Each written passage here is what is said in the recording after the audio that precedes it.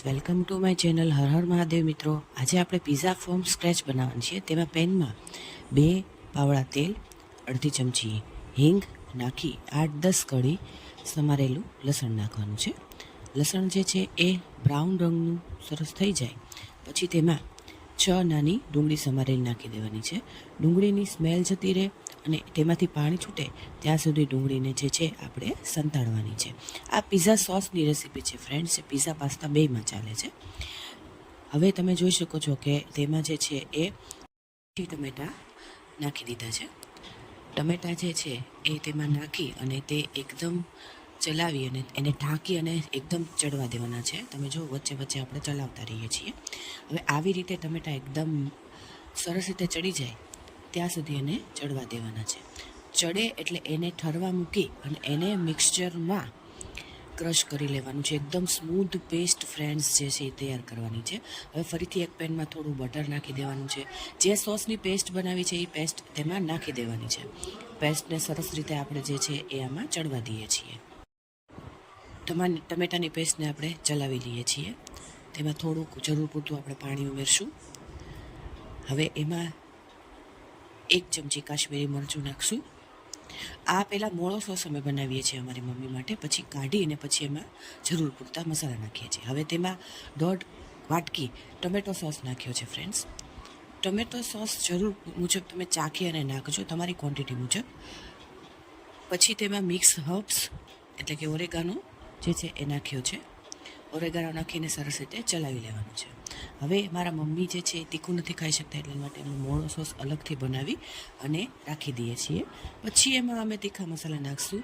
એટલે એમાં હવે નાખશું અમે ચીલી ફ્લેક્સ નાખીને સોસ તૈયાર છે, રેડી છે ફ્રેન્ડ્સ. હવે ડુંગળી, કોબી, કેપ્સિકમ, ટમેટા. હવે પિઝામાં સોસ પાથરી તેમાં કેપ્સિકમ, ટમેટાના બી કાઢી અને એવી રીતે નાખી દીધા છે. પછી તેમાં લાંબી સમારેલી ડુંગળી જે છે એક અમે મૂકીએ છીએ. એકદમ બહારની સ્ટાઇલનો પિઝા જ અમે ઘરે બનાવીએ છીએ.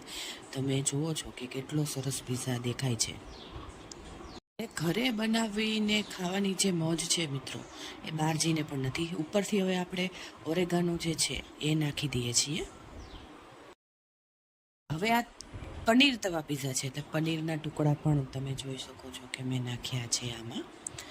એકદમ ટેસ્ટી બને છે મિત્રો. એકવાર ટ્રાય કરજો, તમે ઘરે જ પિઝા બનાવશો.